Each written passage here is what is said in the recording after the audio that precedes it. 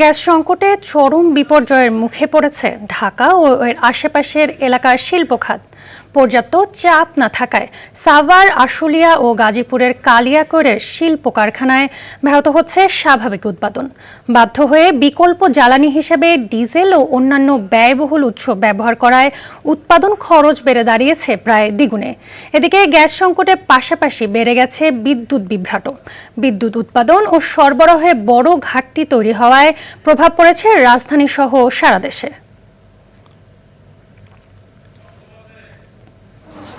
শ্রমিক, কর্মচারী, কর্মকর্তা সবাই বসে আছে।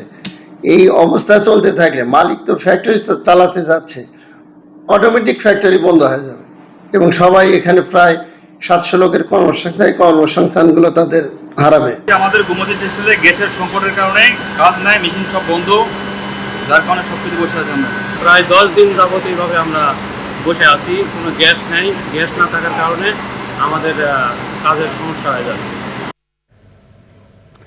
রাজধানীর গ্যাস সংকট নিয়ে জানাতে মগবাজার গ্যাস পাম্প থেকে সরাসরি যুক্ত হচ্ছেন সহকর্মী শাকিলা করিম। শাকিলা, গ্যাস সংকট নিয়ে কি বলছে চালক ও কর্তৃপক্ষ, আর সিএনজি স্টেশনগুলোতে গ্যাসের সরবরাহ বেড়েছে কিনা জানাবেন। জি অন্তরা, কবে নাগাদ এই সমস্যার সমাধান হবে এটি আসলে বলা, মানে এই প্রশ্নের আসলে এটি একটি কঠিন প্রশ্ন বলা চলে। কারণ পাম্পে এসে আমি যে অবস্থা দেখলাম, এখানে যানবাহনের দীর্ঘ সারি এবং যারা সিএনজি চালকরা রয়েছেন তারা কিন্তু বলছেন যে তাদের এই যে সব সিএনজিগুলি এগুলি তারা ভাড়ায় এনে চালান, অর্থাৎ মালিকানাধীন সিএনজি তারা ভাড়ায় এনে চালান। প্রতিদিন চালককে একটি নির্দিষ্ট অঙ্কের টাকা তাদেরকে পরিশোধ করতে হয় বা দিতে হয়, এবং এই যে গাড়ির মালিককে বা সিএনজির মালিককে যে টাকাটা তাদেরকে দিতে হয় সেই টাকাটি আসলে তারা সারাদিন যাত্রী পরিবহন করেও কিন্তু তুলতে পারছেন না। কারণ শুধুমাত্র গ্যাসের যে একটি সংকট, জানেন যে দীর্ঘদিন ধরে এই সংকটটি চলমান, তো সেই কারণে তারা গ্যাসের সংকটের কারণেই কিন্তু তারা এই সিএনজি ঠিকঠাক চালাতে পারছেন না। কারণ লম্বা একটি সময় ধরে তারা পাম্পের বাইরে সিরিয়াল দিয়ে দাঁড়িয়ে থাকছেন, কখনো কখনো মাইলের পর মাইলও কিন্তু সেই সিরিয়াল গিয়ে ঠেকছে। এখন আমি যে মগবাজারে অবস্থান করছি, এখান থেকে এই স্টেশনের সামনে থেকে এই যে দীর্ঘ সিরিয়ালটি আমি দেখতে দেখতে এলাম হলি ফ্যামিলি হসপিটালের সামনে থেকে শুরু করে ইস্কাটন পর্যন্ত সেই যানবাহনের লম্বা সারিটি গিয়ে থেমেছে। অর্থাৎ লম্বা সারি কিন্তু প্রমাণ করে দিচ্ছে যে গ্যাসের সংকট আসলে কতটা তীব্র। যদিও খুবই সামান্য পরিমাণে গ্যাস পাচ্ছেন যারা সিএনজি চালক বা গাড়ি চালক যারা রয়েছেন তারা বলছেন, তবে শুধুমাত্র সিএনজি স্টেশনগুলোতেই কিন্তু এই সমস্যার সম্মুখীন হচ্ছে না। এর সাথে সাথে বাসাবাড়ি থেকে শুরু করে শিল্প কলকারখানার অবস্থাও কিন্তু একই রকম। তারা আসলে বলছেন যে এই সমস্যার সমাধান যদি গ্যাসের দাম বাড়িয়েও করা সম্ভব হয় তাহলে যেন সরকার সেই পদক্ষেপ নেন। অর্থাৎ সব কিছু মিলে তারা আসলে চাচ্ছেন একটি যৌক্তিক সমাধান এবং এই অচল অবস্থা কাটিয়ে ওঠার জন্য তারা আসলে আকুল আবেদন করছেন বারবার। অর্থী, ধন্যবাদ। গ্যাস ও বিদ্যুৎ সংকট নিয়ে আরও জানাতে সাভার থেকে সরাসরি যুক্ত হচ্ছেন সহকর্মী জিয়াউর রহমান। জিয়া, সাভারে গ্যাস সংকট কেমন দেখছেন আর বিদ্যুতের সরবরাহ কেমন জানাবেন।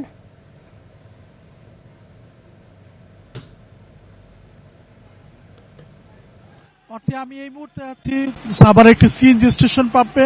আপনি জানেন যে প্রতিদিনের মতো আজই একই অবস্থা, তীব্র যে পরিবহন চাপ, সেই পরিবহনের চাপ সামলাতেই সিএনজি স্টেশনগুলো তাদের যে প্রেশার, সে প্রেশার অনুযায়ী চেষ্টা করছেন তাদের গ্যাস দেওয়ার জন্য। তারা সিএনজি স্টেশন পাম্পগুলো যেটি বলছেন যে স্বাভাবিক নিয়মে তাদের 10, 15, 20 PSI গ্যাস সরবরাহ থাকলেও বিগত প্রায় 1 মাসব্যাপী তাদের একই সমস্যা, তারা পাচ্ছেন 1, 2 এবং 3 PSI গ্যাস। এবং এতে করে তাদের যে দীর্ঘযাত্রা তাদের যে গাড়িগুলো আসছে সেই গাড়িগুলোকে ঠিকমতো তারা গ্যাস সরবরাহ করতে পারছেন না। পাশাপাশি যে গাড়িগুলো রয়েছে এখানে প্রাইভেট কার এবং সিএনজি সহ অন্যান্য গাড়িগুলো, তারা যেটি বলছেন যে গ্যাসের প্রেশার সিএনজি স্টেশনে কম থাকায় তারা ঠিকমতো তাদের যে চাহিদা, সেই চাহিদা অনুযায়ী তারা গ্যাস পাচ্ছেন না। দিনে 3-4 বার তাদেরকে এখানে আসতে হচ্ছে, পাম্পে আসতে হচ্ছে এবং গ্যাস নিতে হচ্ছে। এতে করে তারা ক্ষতিগ্রস্ত হচ্ছেন, তাদের আর্থিক ক্ষতির সম্মুখীন হচ্ছেন। পাশাপাশি আমরা যদি বলি সাভারের শিল্পাঞ্চলের একই অবস্থা। শিল্প কারখানাগুলোতে গ্যাস সংকট দেখা দেওয়ায় তারা তাদের উৎপাদন অব্যাহত রাখতে তারা বিকল্প হিসেবে ডিজেল এবং ফার্নেস অয়েল ব্যবহার করে জেনারেটর চালাচ্ছেন, এবং তারা যেটি বলছেন যে এতে করে তাদের উৎপাদন খরচ বেড়ে যাচ্ছে। সাভারের বাসাবাড়ির কথা যদি বলি, বাসাবাড়িগুলো একই অবস্থা, সেখানে কোথাও নিবু গ্যাস, কোথাও বা একেবারেই গ্যাস পাচ্ছে না। তো সব মিলিয়ে যদি বলি যে সাভারের সিএনজি স্টেশনগুলো, বাসাবাড়ি এবং শিল্প কারখানাগুলো গ্যাস সংকটে তীব্র আকার ধারণ করছে। আরেকটি ব্যাপার আপনি যেটি জানতে চান যে সেটা হচ্ছে সাভারের বিদ্যুতের কি অবস্থা। বিদ্যুতের বিষয়ে আমরা সাভার পল্লী বিদ্যুৎ সমিতি 3-এর জিএম মামুনুর রশিদ ওনার সাথে সকালে কথা বলেছে। উনি যেটি বলেছেন যে বিগত 2-3 ধরে বিদ্যুতের সরবরাহ স্বাভাবিক রয়েছে। তারা যেটি বলছেন যে চাহিদা অনুযায়ী বিদ্যুৎ পাওয়া এখানকার যে বিদ্যুৎ তিনি সরবরাহ করতে পারছেন। যদি স্থানীয়ভাবে আমি বলি যে এখানকার শিল্প কারখানাগুলো, পাশাপাশি আপনার বাসাবাড়ি এবং অন্যান্য প্রতিষ্ঠান, তারা যেটি বলছেন যে লোডশেডিং হচ্ছে, তবে পূর্বের তুলনায় অনেকটা কমে এসেছে। দিনের হয়তো 2-1 বার যাচ্ছে, সেখানে হয়তো 2 ঘন্টা 1 ঘন্টা, দিনে 24 ঘন্টার মধ্যে তাদের লোডশেডিং হচ্ছে। তবে পল্লী বিদ্যুৎ সমিতি আরেকটি কথা জানিয়েছেন যে তাদের যে বিদ্যুৎ তার সেটি আছে, তবে বিভিন্ন সময় বিদ্যুতের যে সমস্যাগুলো, লাইনের সমস্যা কারণে কিছুটা সেগুলো মেরামত করতে যেয়ে তাদেরকে লোডশেডিং বা দিতে হচ্ছে, এবং সেটি আসলে লোডশেডিং এর মধ্যে পড়ে না। তো ধন্যবাদ।